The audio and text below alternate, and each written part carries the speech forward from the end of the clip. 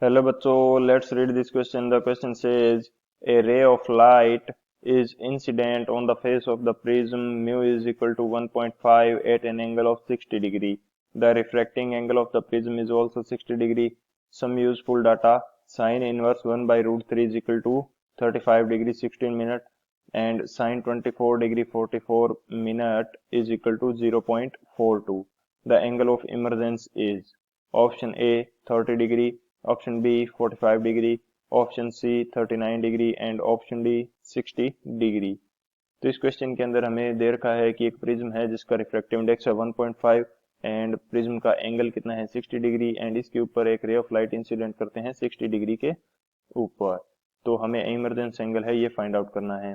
बात करें यदि की कंसेप्ट की, तो की कंसेप्ट इस क्वेश्चन के लिए हम क्या यूज करने वाले हैं, ये हमारे पास हो जाएगा स्नेल्स लॉ। की कंसेप्ट हमारे पास होगा Snell's law. According to Snell's law, mu one into sine i इसकी वैल्यू इक्वल होती है mu two into sine r के।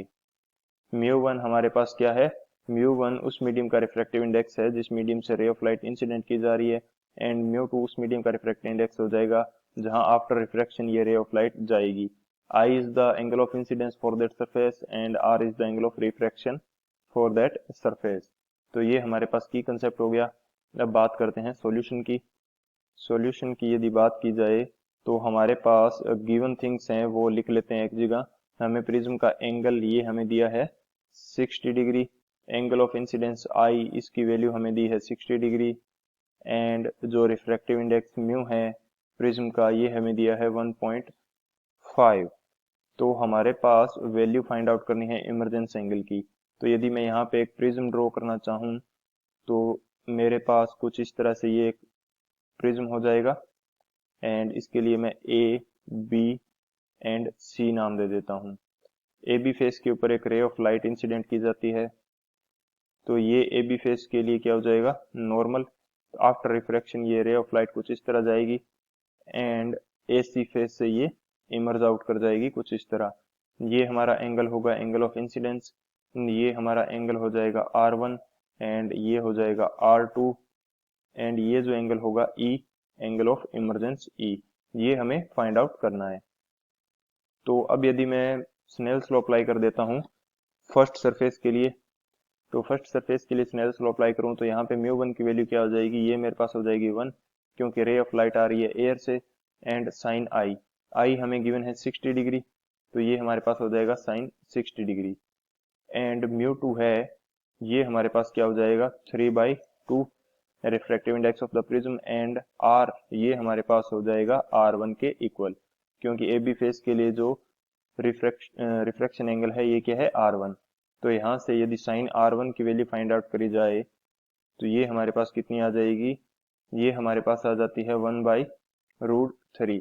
तो R1 की वैल्यू मेरे पास कितनी आ जाएगी 1/√3 की, साइन 1/√3 की वैल्यू हमें गिवन है 35 डिग्री 16 मिनट, तो R1 मेरे पास कितना आ जाएगा 35 डिग्री 16 मिनट के इक्वल। ये मेरे पास होगी R1 की वैल्यू। किसी प्रिज्म के लिए जो प्रिज्म एंगल A है इसकी वैल्यू इक्वल होती है R1 प्लस R2 के। A की वैल्यू है हमारे पास 60 डिग्री, R1 की वैल्यू हमने फाइंड आउट कर ली 35 डिग्री 16 मिनट प्लस R2। तो यहाँ से जो R2 की वैल्यू है ये हमारे पास कितनी आ जाएगी, R2 हमारे पास आ जाएगा 24 डिग्री 44 मिनट के लगभग, ये हमारे पास आ गया R2। अब क्या करते हैं स्नेल्स लॉ अप्लाई कर देते हैं फेस AC के लिए।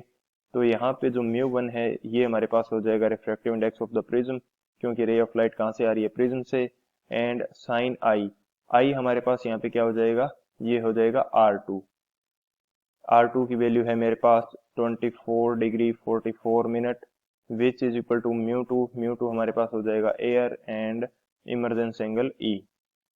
तो यहाँ से यदि वैल्यू पुट करी जाए तो साइन 24 डिग्री 44 मिनट इसकी वैल्यू मेरे पास होती है 0.42 which is equal to sine E।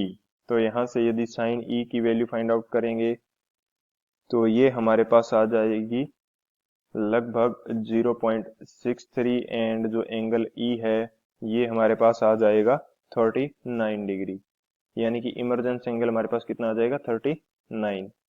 सो यदि बात करें ऑप्शंस की, तो कौन सा ऑप्शन हमारे पास करेक्ट हो जाएगा? जो ऑप्शन सी है 39 डिग्री, ये हमारा करेक्ट ऑप्शन हो जाएगा।